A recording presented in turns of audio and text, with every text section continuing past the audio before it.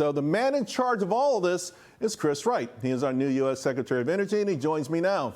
Energy Secretary Chris Wright, thanks for joining. You know, you put out, I think, last week your 9 pillars of energy plans for the United States. We're going to put them on the screen here.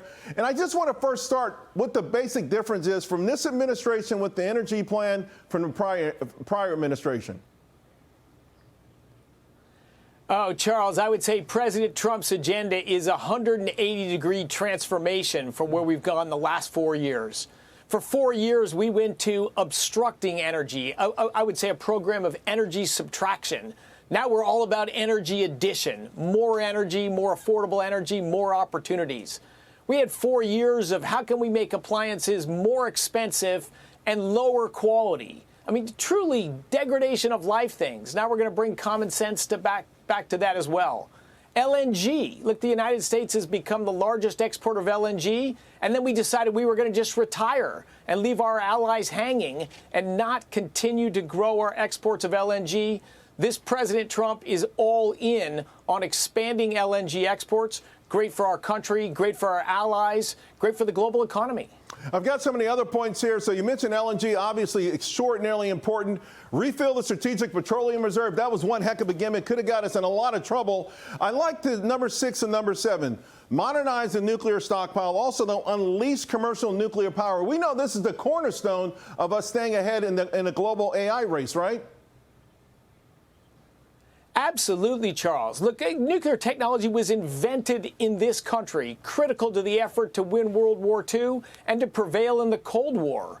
What President Trump wants to do is modernize our nuclear weapons stockpile. There's not been as much investment as there should be there since the collapse of the Soviet Union, but we want to modernize those and upgrade those and keep our country strong and ready for any challenge. And, of course, related use of that nuclear technology is to unleash nuclear energy in the United States, first in fission, but ultimately in fusion.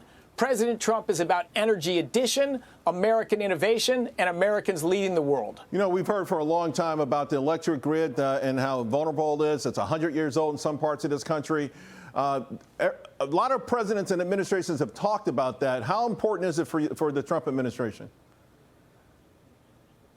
Oh, it is critical. It is critical. The last 4 years, we've had almost no demand growth in electricity, yet the average American price went up almost 30%, and our grid got less stable. President Trump is coming into power. We now have huge interest in investing in our country. AI, a new energy-intensive manufacturing industry, wants to locate here in the United States. I think if the election had gone the other way, it may have moved mostly to China. But under President Trump, AI is going to stay in the United States. The United States is going to lead in that. But now we're going to have huge demand growth in electricity on our grid. We need to meet that demand, win the AI arms race, and keep electricity prices down for American consumers. Secretary That's Wright. President Trump's agenda. I'm sorry, I just got a minute to go, but I do have to ask, and this is something that's been on my mind for a long time, right? So the United States, we run our refineries on heavy crude because back in the day we used to import that. Everyone thought, you know, it was a global standard.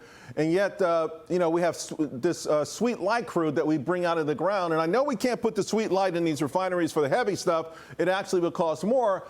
But we're looking at capacity, and for the most part, we're near 100% capacity, right? You couldn't run 100% capacity in what we have here. I never understood why we wouldn't build a couple of refineries. I know they would take 10 or 15 years, but the message would be that, hey, when Canada threatens to withhold crude oil from us, we say, you know what, keep the heavy tar sand stuff, or any other country threatens to keep energy from us. When we've got it under our ground, why not build at least 2 new refineries? We haven't had one since 1977, maybe one in the Midwest and one on the East Coast. Charles, beautiful question, and you hit the punchline at the end there. We haven't built a new refinery in this country since the 1970s. That screams out permitting reform. That screams out a new agenda of getting rid of the nonsense and President Trump's coalition of common sense so we can invest and build things in America to address opportunities like you've just nicely spelled out. That's the plan. That's the plan, Charles. Listen, I got to tell you, no one better for this job than you, Secretary Wright. Thank you so much for joining us. Hopefully we can talk again real soon. Thanks for having me. All right, absolutely.